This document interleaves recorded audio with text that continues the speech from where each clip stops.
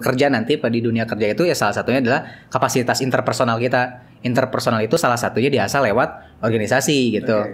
Stigmanya masih Jakarta tuh masih mengerikan gitu pada waktu itu gitu ya. Kalau sekarang udah biasa aja.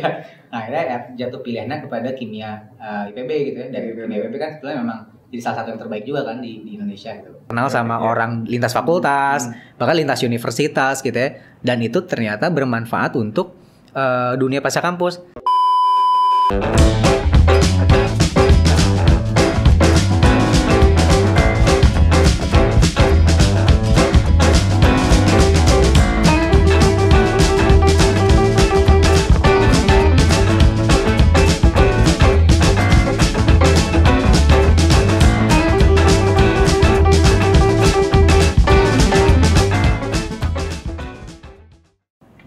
Terus kalau organisasi apa sih tips dari Kang Tia untuk teman-teman yang mau masuk organisasi? Kan organisasi di kampus kan juga oprek-oprek terus ya. Mungkin ada teman-teman yang susah nih masuknya gitu. Oke. Aku tuh selalu bilang, selalu menyampaikan gitu ya ke teman-teman yang mau aktif di organisasi. Jadi gini kan, aku kan di pemimpin ID ya banyak membahas tentang capacity building gitu ya, skill kepemimpinan. Dan lewat organisasi itu sebetulnya di sanalah waktu kita untuk mengasah kapasitas kepemimpinan tersebut gitu ya. Trial and error di sana segala macam. Kalau dianalogiin tuh kayak kita tuh lagi nyebur ke kolam kecil karena pada saatnya kita akan nyebur ke lautan yang begitu besar ya, yaitu dunia kerja gitu. Nah, kolam kecil itu organisasi itu gitu.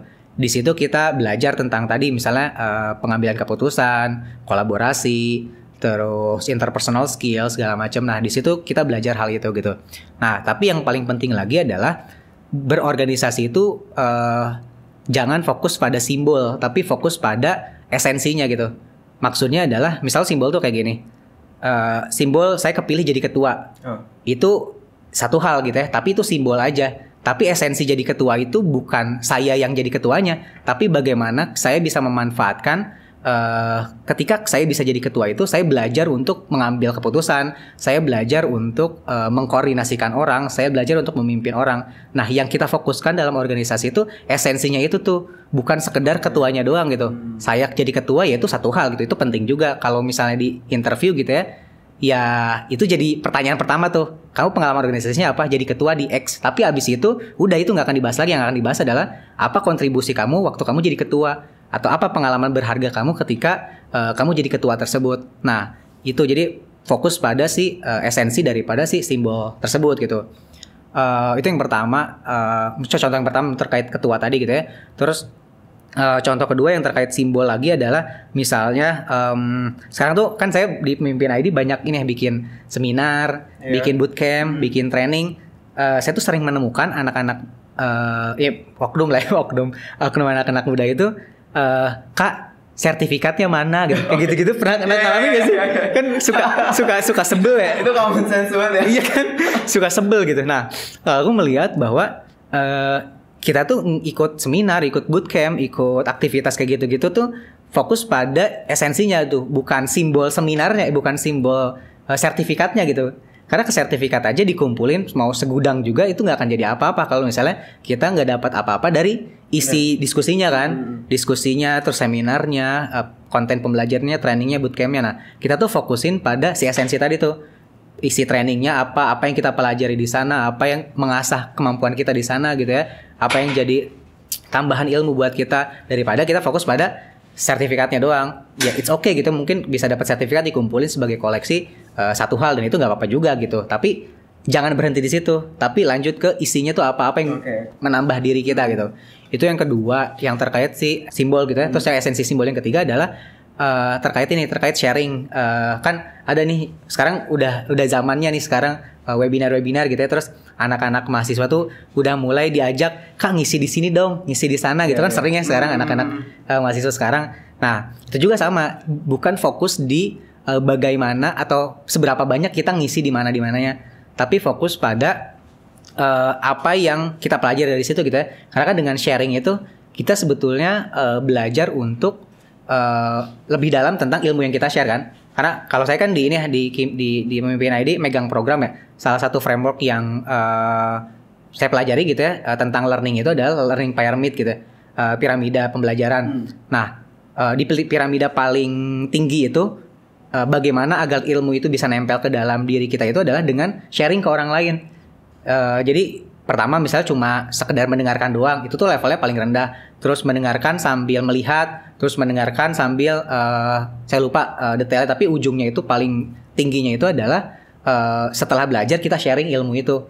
Nah, esensi kita ngobrol dan ngomong di mana-mana itu bukan jadi terkenalnya gitu, bukan wih keren ngobrol di mana-mana jadi narasumber di mana-mana, tapi kita dengan itu kita bisa lebih memperdalam ilmu yang kita punya di bidang tersebut gitu. Ya entah bidang misalnya kepemimpinan, kalau misalnya di kimia sharing ke tadi misalnya teman saya yang anak Semakbo gitu ya, itu dia sebetulnya nggak rugi ngajarin kita gitu, karena dengan dia ngajarin kita, dia tuh makin nambah pemahamannya dia kan. Callback lagi ya? Nge-callback lagi ilmu-ilmunya dia, apa namanya pemahamannya dia. Nah, itu kan jadi win-win solution kan. Buat dia jadi menguntungkan, buat temannya dia jadi ilmunya nambah juga kan. Nah, paling itu sih pesan saya buat teman-teman berorganisasi yang mau berorganisasi, fokuskan pada esensi, jangan sekedar simbol aja gitu.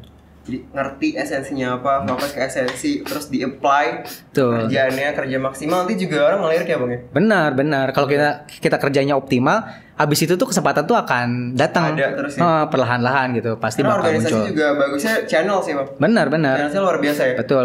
Oke, jadi gitu. buat teman-teman yang mau organisasi jangan ragu ya. Ya, betul. Tapi tadi kan organisasi juga ada dukanya tuh Bang. Gimana sih menghadapi dan gimana cara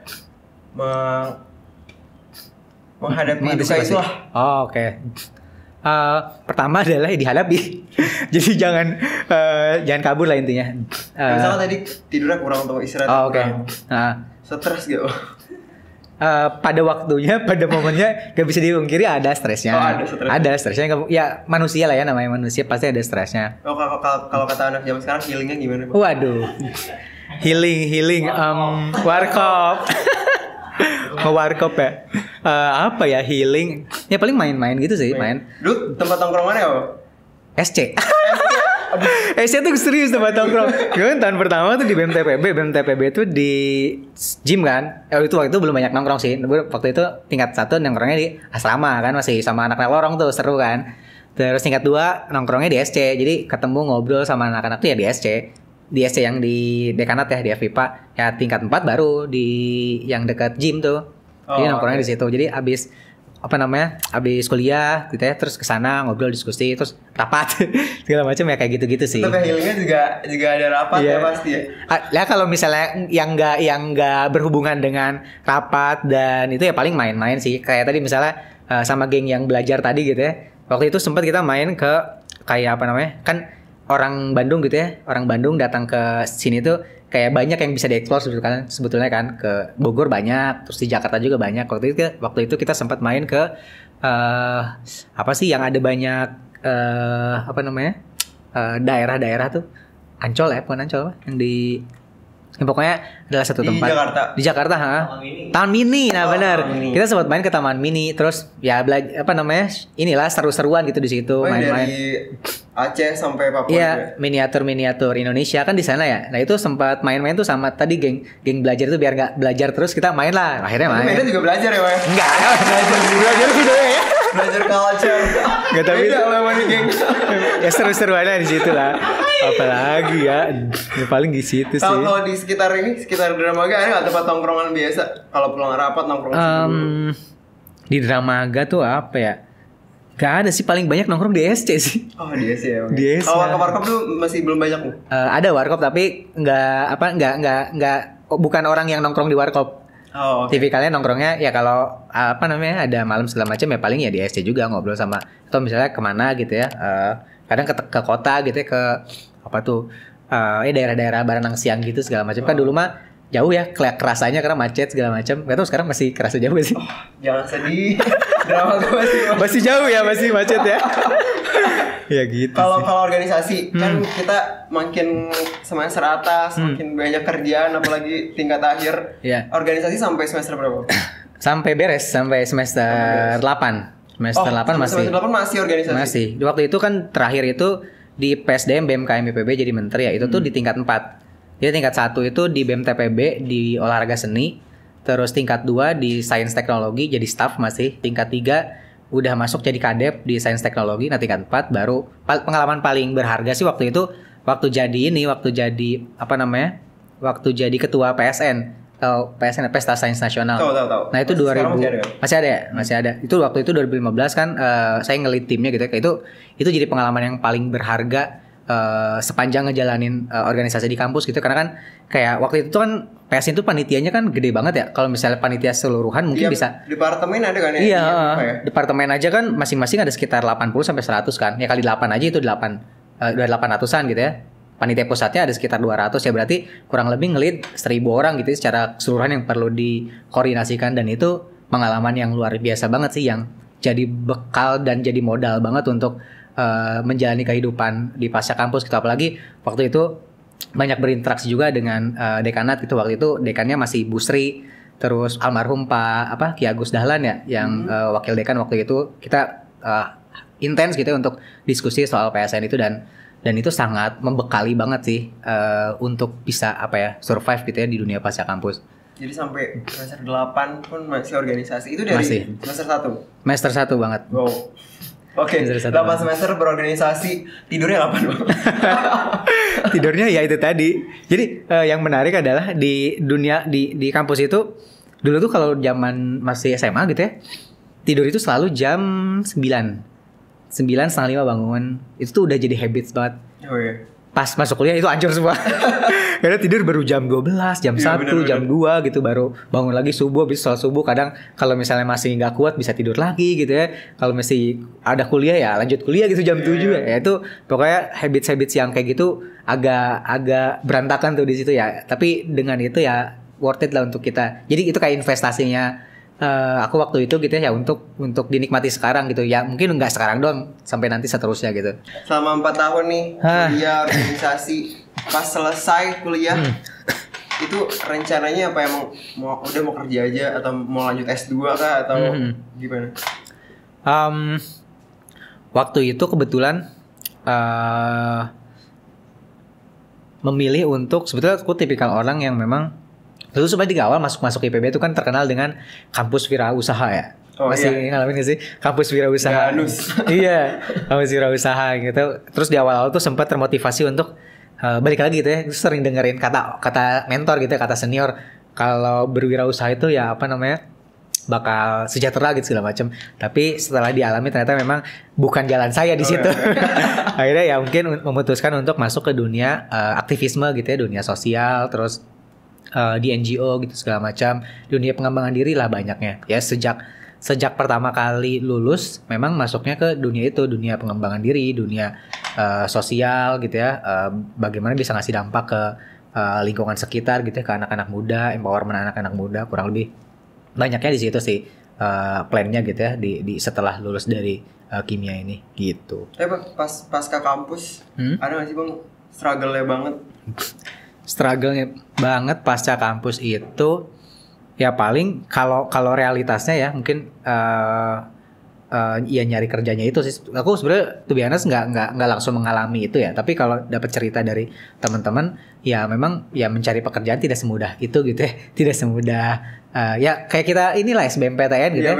Kita kan masuk ke IPB juga kan nggak semudah itu gitu kan. Nah ya mencari kerja itu modelnya kayak gitu-gitu juga, nggak semudah itu juga. Tapi kalau anak IPB sih relatif lebih punya nilai value yang besar gitu ya di mata employer gitu ya, orang yang mau nge-hire. Jadi menurutku sih yang penting usahanya dioptimalin gitu ya. Ya banyak kemana-mana gitu ya, masih ngasih lamaran atau misalnya banyak berinteraksi dengan dunia eksternal, harusnya sih itu akan datang pada saatnya gitu ya. Walaupun misalnya ada waktunya 2 bulan, 3 bulan nunggu dulu, it's okay, tapi itu adalah proses yang perlu dijalanin gitu ya. Jangan menyerah dengan itu gitu. Misalnya kayak udah 2 kali, 3 kali tolak terus frustasi akhirnya nggak nyari pekerjaan, ya nggak gitu juga, karena ya itu bagian dari proses yang harus dijalani sih. Oke. Pas ke kampus langsung masuknya kemana Bang, atau langsung ke pemimpin.id? Oh nggak, waktu itu pertama kali kebetulan ketemu mentor ya di project itu. Waktu itu masuk di Maxima Business Solution. Itu yang train apa bukan? Itu dia fokusnya tuh pada waktu itu fokusnya pada dunia pengembangan diri juga, training segala macam. Waktu itu jadi program officer gitu ya, yang megangin programnya lah kurang lebih. Itu ada dapat sekitar 3 tahunan lah. 3 tahun. Lama juga ya? 3 tahun lama, lumayan. Habis itu baru masuk ke Kita Bisa ya salah satu online crowdfunding ya, digital crowdfunding. Itu nggak lama, di bawah 1 tahun. Habis itu baru ke Pemimpin ID. Pemimpin ID dari 2019 ya, berarti kurang lebih sekarang ya sekitar 3 tahun lah. Gitu. Itu juga Pemimpin ID ya mendampingi dari proses lahirnya gitu kan. Kita Pemimpin ID baru lahir juga di 2019. Jadi tahu bagaimana bikin produk dari awal, tahu bagaimana bikin bikin program dari awal gitu ya, bikin sesuatu yang memang bermanfaat untuk penerima manfaat atau beneficiaries. Itu ya benar-benar dari awal banget gitu sampai sekarang. Mungkin kalau teman-teman lihat Pemimpin ID ya kayak gitu ya sekarang. Oke. Apa sih Bang yang membuat Abang akhirnya memutuskan masuk ke dunia self development dan sejenisnya? Apakah emang yaudah awalnya dapat kerja di situ atau gimana? Oke. Ini yang menarik sih menurutku. Gini, pertama kali aku tuh kan basicnya di kampus itu banyak di organisasi ya. Dan aku ngerasa bahwa kapasitas akademis aku di kimia tuh nggak bagus-bagus amat ya. Misalnya so-so aja lah, biasa-biasa aja gitu. Kalau misal dibandingin dengan teman-teman yang lain, mungkin yang excellence gitu ya nggak bisa dibandingin, agak sulit gitu dibandingkannya. Nah maka dari itu aku tuh mikir abis itu, kira-kira nih lulus tuh gue mau masuk kemana gitu ya kerjanya. Nah terus mencoba untuk ngeliat gitu ya, biasa ngeliat senior gitu ya, senior itu yang aktif di BEM beberapa tahun di BEM gitu ya, itu tuh biasanya jalur karirnya tuh ke arah mana gitu. Nah akhirnya coba untuk menganalisa gitu, ilmu kimia kepake menganalisa ya. Ya menganalisa ya. Ilmu kimia kepake menganalisa sampling data gitu, kayak ya nggak sampling data nggak nggak ini banget lah, maksudnya nggak terlalu saintis, tapi ya sampling gitu lah. Banyak kan ternyata kalau tipikal orang yang aktif di organisasinya itu di area kebijakan gitu ya, kebijakan, advokasi, kajian strategis, itu banyaknya ke area sales gitu ya. Waktu itu sampling teman-teman senior gitu. Nah tapi kalau di dunia yang pengembangan gitu ya, pengembangan olahraga, pengembangan seni, terus minat bakat, pengembangan SDM, banyaknya ke area people development gitu ya. Jadi HR, terus jadi di lingkungan itulah HR, operation segala macam. Nah gue ngerasa kalau di dunia sales kayaknya kapasitasku tuh nggak di situ gitu, karena aku sendiri sebenarnya secara personal bukan orang yang seneng berbicara di depan umum gitu ya, terus bukan orang yang mudah mempengaruhi secara langsung gitu ya, tapi aku adalah orang yang punya kapasitas konseptual gitu, mengkonsep, bikin sesuatu dari nol segala macam. Nah di situ kuat, akhirnya dari situ memutuskan kayaknya cocok di program gitu, nyari dan kebetulan waktu itu dikontak sama mentor untuk ikut nih, ada nih program officer. Waktu itu lamarnya tuh ada 2 tuh, yang waktu ditawarin itu, satu sales eksekutif gitu ya, satu lagi program officer. Nah kalau ngelihat dari kapasitas nih, kayaknya program officer nih yang cocok. Akhirnya masuk ke situ, dijalanin 3 tahun, ternyata emang seru gitu di situ gitu ya. Udah akhirnya sampai sekarang memang di area pengembangan program, khususnya di pengembangan program pembelajaran gitu, di learning leadership. Berarti kan kita tahu nih Bang, alumni kimia kerjanya kan luas banget ya. Kayak Abang sekarang. Gimana sih ceritanya anak kimia bisa terjun ke dunia itu, di dunia kerjaan juga yang pastinya kan saingannya banyak ya Bang ya? Ya. Gimana tuh? Ya, anak kimia tuh sebetulnya pada dasarnya ketika kita ditempa di kimia gitu ya, itu tuh banyak menempa banyak hal sih menurutku. Pertama mungkin terkait resistensi ya. Ya laporan lah ya. Kita tuh laporan kan banyak ya. Itu tuh modal banget buat kita terbiasa dengan pekerjaan yang banyak, yang besar gitu ya. Jadi kalau misalnya kita di challenge pekerjaan gitu, sesuatu sama atasan kita, ya kita udah biasa. Orang gue tiap hari ngerjain laporan gitu kan, biasa aja kan ngerjain. Iya, mau deadline ke jam berapa, mau deadline malam ke deadline berapa, hajar. Kita udah biasa gitu kan. Pertama itu tentang resistensi bagaimana di dunia kerja gitu ya. Yang kedua adalah kita kan terbiasa di lab gitu ya. Terus dalam pembelajaran kita belajar untuk menganalisa ya. Itu tuh jadi salah satu skill yang penting di dunia kerja gitu. Karena bisa dipakai terus ya? Bisa dipakai terus, betul. Kita menganalisa data, kita menganalisa kondisi lingkungan gitu ya. Kita menganalisa bahkan politik politik kantor segala macam itu kan perlu dianalisa juga gitu, dan kemampuan kita mengekstrak data sehingga itu jadi sebuah keputusan kan itu skill. Dan kapasitas apa ya, kemampuan apa istilahnya, kemampuan riset, bukan riset ya istilahnya. Bagaimana mengambil dari data yang besar banget, terus kita ambil kesimpulannya, kita itu kimia banget ya, science banget gitu. Nah itu tuh penting banget dan itu jadi modal kita banget sebagai anak kimia untuk menjalani kehidupan di pasca kampus gitu. Walaupun misalnya kerjanya nggak di bidang kimia secara langsung gitu ya, di bidang yang lain, tapi itu modal analitis, itu modal yang sangat kuat untuk kita gitu dalam bekerja. Bisa kita implementasiin terus. Benar. Gak cuma specifically ilmunya, tapi soft skillnya ya. Benar. Sampai gitu. di pasca kampus. Betul. Iya, boleh dulu ya. Bagus dulu ya. Kering gitu ternyata. Gitu kurang lebih. Oke. Sekarang ada yang mau disampaikan ke teman-teman yang masih kuliah? Waduh, apa ya? Buat anak kuliah sih menurutku kuliah itu privilege-nya banyak banget ya. Waktu udah jelas, waktu dunia kerja lebih padat daripada apa yang kita punya di sini gitu ya, di dunia kampus. Terus akses ke orang-orang hebat gitu ya, terus akses ke sesimpel misal akses ke langganan sesuatu gitu ya. Itu kan ada paket mahasiswa kan. Nah itu kan privilege tuh. Channelsnya luar biasa. Channels betul. Terus bagaimana terus akses untuk kita bisa berinteraksi dengan banyak orang di luar kampus. Jadi satu hal mungkin teman-teman berinteraksi di dalam kampus gitu ya, tapi hal yang lainnya coba deh di explore untuk kita berinteraksi dengan orang-orang di luar kampus gitu. Karena dengan itu kita nambah wawasan kita banget gitu, untuk kita bisa tahu sebetulnya tipikal-tipikal orang itu seperti apa, sehingga itu yang jadi modal kita. Menurutku sih manfaatkan semua akses itu sehingga ketika kita selesai dari kampus itu tuh kita bukan lagi jadi apa ya, produk mentah lulusan lulusan universitas gitu, tapi kita udah jadi produk yang jadi gitu, yang udah siap quote and quote siap dipakai oleh industri gitu di pekerjaan gitu. Paling itu aja sih pesannya. Karena saya mungkin kita 4 tahun tapi nggak Betul. channel ya. Betul karena itu salah satu modal paling yang aku rasain gitu sampai sekarang, itu modal yang paling berharga yang aku dapetin di dunia kampus gitu ya, berinteraksi dengan banyak orang gitu. Oke, itu yang lagi kuliah. Kalau yang baru mau masuk kuliah nih masih bingung. Kenapa harus kimia IPB sih, Bang? Oke. Pertama, kimia IPB salah satu yang terbaik di Indonesia ya. Betul. Kimia IPB salah satu yang terbaik. Jadi kalau kamu punya minat gitu ya di dunia kimia, ya ini bisa jadi salah satu pilihan terbaik buat kamu gitu kan. Terus di secara ekosistem gitu ya, pembelajaran kimia kan dosen-dosen IPB keren-keren dah, lulusan luar negeri. Betul. Terus banyak doktor segala macam. Jadi secara keilmuan sangat mendalam gitu ya. Jadi kalau misalnya memang berniat untuk di dunia ini gitu ya, mau jadi researcher, terus mau masuk ke industri yang memang kimia, itu cocok banget gitu di sini. Dan sebetulnya gitu ya, saya pernah ngobrol juga gitu sama teman-teman yang bergerak di dunia lingkungan gitu ya. Itu tuh potensi atau kebutuhan akan anak-anak kimia, terutama kimia murni gitu ya, yang memang bisa masuk ke situ gitu ya, jadi penganalisis segala macam, itu banyak banget potensinya, peluangnya gitu ya.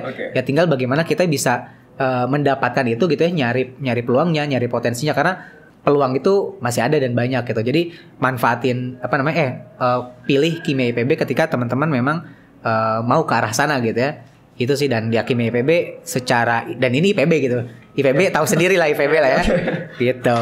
Oke, banyak banget nih insight dari Kang Tia, yang dari tadi saya panggil Bang Tia karena saya orang Sumatera. Oke, semoga teman-teman bisa tercerahkan dengan obrolan kita tadi. Semoga ada manfaatnya ya, Bang. Amin. Dan semangat untuk teman-teman yang mau masuk kuliah, yang lagi kuliah atau yang mau keluar dari perkuliahannya, semangat semuanya. Dan jangan lupa like, comment, and subscribe. Oke. Di YouTube kita jangan lupa nonton juga. Jadi sampai bertemu lagi di Dinamis selanjutnya dengan bintang tamu yang gak kalah menarik lainnya. Thank you. Bye.